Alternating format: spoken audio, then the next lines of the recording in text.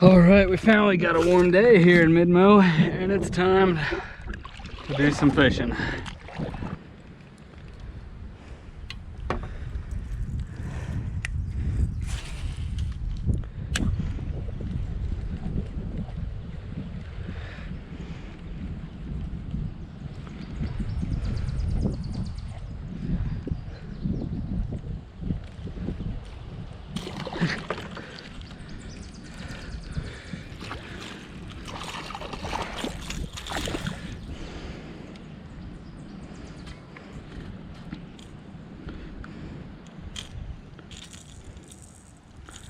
That was a nice blow for a little bitty one.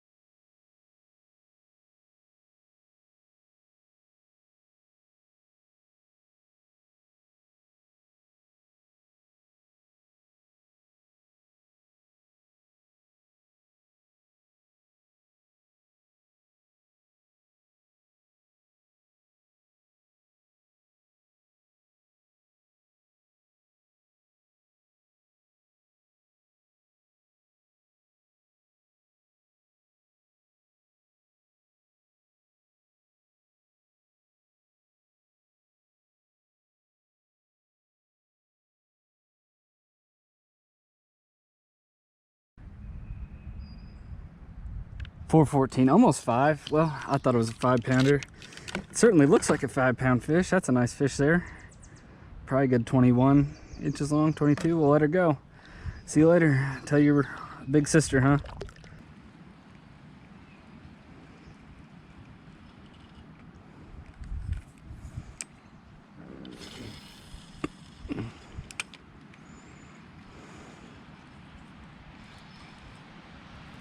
Fish. Doesn't feel very big. Little head shakes anyway. Let's see if he's gonna try to shake it. Yeah, he's gonna try to shake it.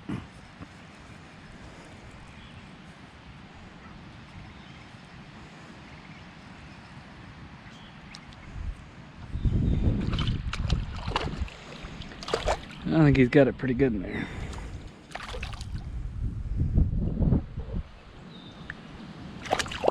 You come here, holy cow.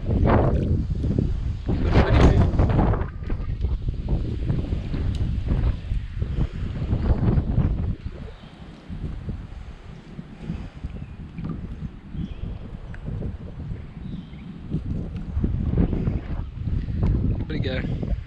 Pretty little guy though.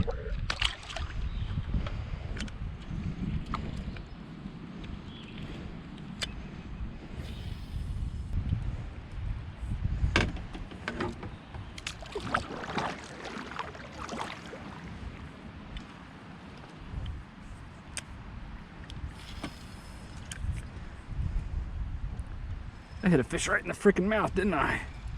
I think I did. There's a fish over there.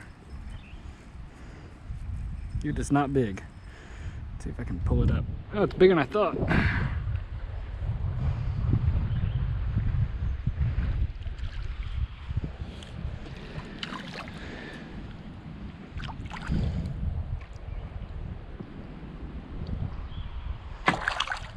Yeah, quit it. Pretty little bass.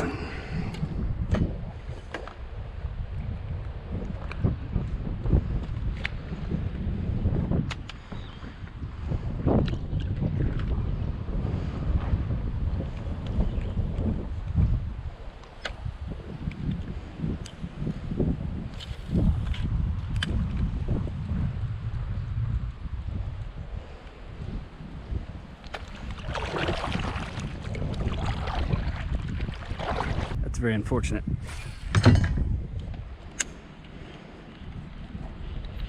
There's a fish. And it feels, holy crap, it's a strong one. Head shakes don't feel very big, but it does feel very strong. Oh, it just wrapped me up in weeds. That's what it was. But it is a strong one.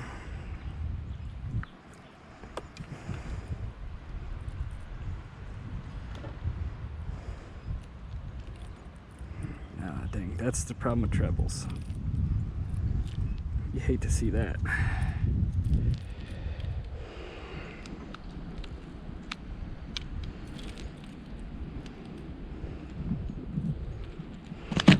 Oh, you still feel very healthy.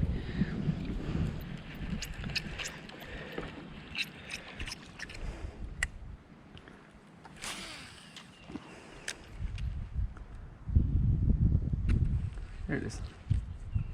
There's a fish. I knew there had to be some up there.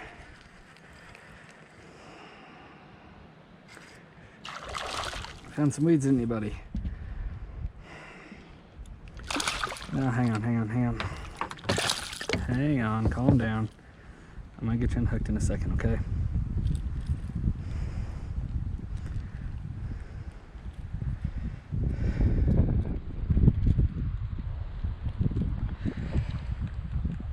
All right, there we go.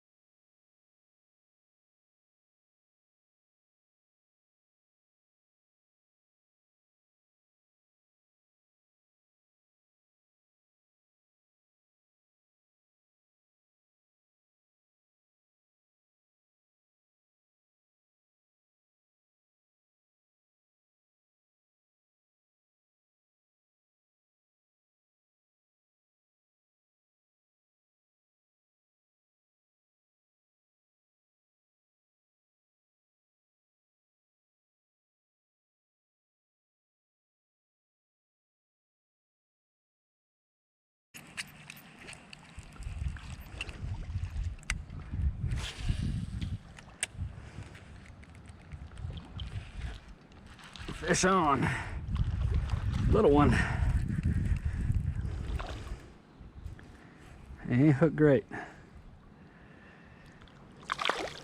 No, hey. Hey. Let me unhook you.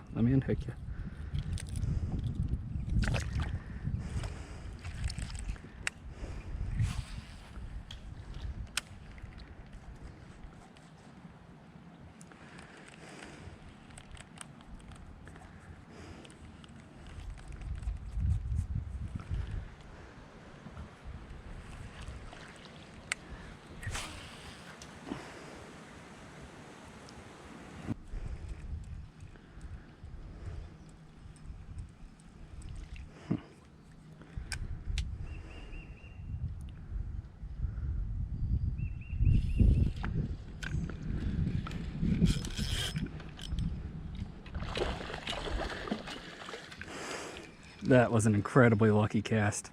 I can't believe I got that on camera. I knew there was more fish up there. That's a nicer one. We might net her. I knew there's a nicer fish up in there. It just wasn't coming out. I don't think I need to net her, actually. Oh, thanks for the water, buddy.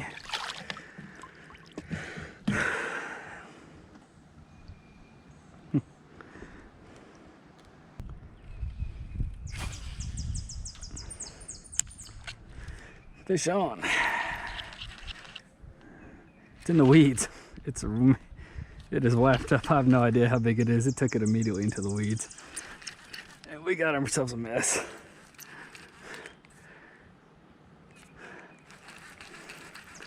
Let's see if we can get it out of here. There it is. It's a bluegill. Wow, it's a really nice bluegill. Huh. Got a little bit of everything going on today. Look at this guy though. Just ate something, or it's about to lay eggs. Really engorged. Beautiful long ear. I think that's a long ear. I love the fins. Those are beautiful. Get back in the water, bud.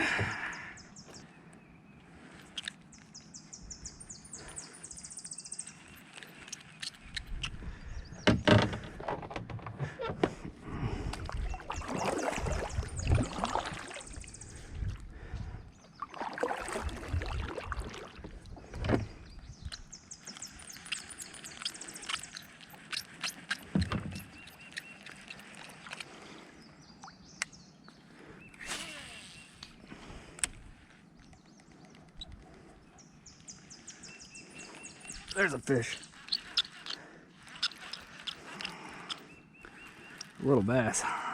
Oh, it's getting bigger. Actually, it looks fairly long. Just not very fat. Yep. Huh. Might be the second longest fish of the day.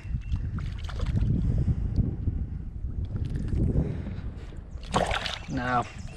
It's a nice, I don't know, 15, 16 incher probably. Pretty fish, pretty fish. Thanks for playing. Hey guys, obviously I'm not on the water anymore. I hope you enjoyed watching that. You know, close to as much as I enjoyed filming it. It's been rough fishing here in mid-Missouri so far this spring. It's been cold, it's been windy, it's been both at the same time. We finally got a few warm days here strung together, and the fish have really responded and become pretty active. So yeah, that was the bass. This is the beer. This is kind of how I want to, you know, have the channel set up, where there's fishing footage, and then, you know, we have a beer and I talk about, you know, things I've noticed in, you know, where the fish are holding or they're schooled up, things like that, you know, baits, tips, tricks, things like that. You know, I feel like there's a lot of good fishing channels out there and a lot of good fishing information, but I feel like there's just not enough that are focused, you know, in the Midwest, you know, here, and focused on smaller bodies of water, not large reservoirs, things like that. So yeah, this time, hey, the fish were really clinging tight to cover. They were really shallow. They were up under trees, you know, in grass, around rocks, really shallow, holding tight to that cover. I tried that walking bait out over the middle of that. It was an abandoned strip mine I was fishing today. I tried that walking bait out over the middle. I tried a glide bait out over the middle, no luck. But I would definitely bring something, whether you got, you know, overhangs, laydowns, grass lines, rocks. I would bring something accordingly. You know, the grass hasn't reached the surface yet, so I didn't have to bring out this frog, you know, a weedless frog. This is a Vega frog. I tied this on. I had a lot of success with it. This is a H2O Express wake frog. I just like throwing it when I don't, you know, when the grass isn't matted, when I'm not throwing over moss, you know, not having to go, you know, weedless. I like this just because on a straight retrieve it doesn't really do much, but if you throw it out there, you pop it, you twitch it. It has a really nice, you know, frog-like profile, and it, you know, the treble hooks, I just get a lot better hookup ratio. So if your grass hasn't reached the surface, if it's not matted up, if you're not throwing on moss, I would throw something like a walking bait, popper. I would start off with something like that just because the hookup ratio is better than a weedless frog. I mean, frog fishing is fun, but hey, those mats, that grass is gonna mat up. There's gonna be plenty of moss. You got that coming. Fish the walking baits and the poppers up there in the shallow, in those pockets of grass and the holes in the grass while you still can. Okay. Because yeah, it's gonna get, the weeds aren't gonna stop growing anytime soon. You know, if you got weed lines, I would fish something like a crankbait, a jerkbait. I was flipping this up shallow today. I started out flipping a wacky rigged weightless Senko. It was a 5-inch green pumpkin magic. Didn't have any luck. Tied this on, caught that 4-pound 14-ouncer on the first cast. You guys saw. Unfortunately, the audio cut out. Hope you guys didn't take any notes on how to net a fish from a kayak, because that was pretty rough. But hey, it did end up in the boat, so we'll call it a win. This is a 3.25 inch. It's the Strike King. Is it a Rage Minnow? I can't remember. It's basically their version of a Kitech. Green and blue pumpkin on top, white kind of see-through on the belly. Does a good job of maintaining both minnows and bluegill. So, you know, try that in smaller ponds that you don't have any shad, you know. Yeah, so that's really all I got. You might try, you know, flipping something up. You know, if you want to try flipping bait, your favorite flipping bait, that would probably work around laydowns and trees and things like that. So yeah, that's pretty well all I got.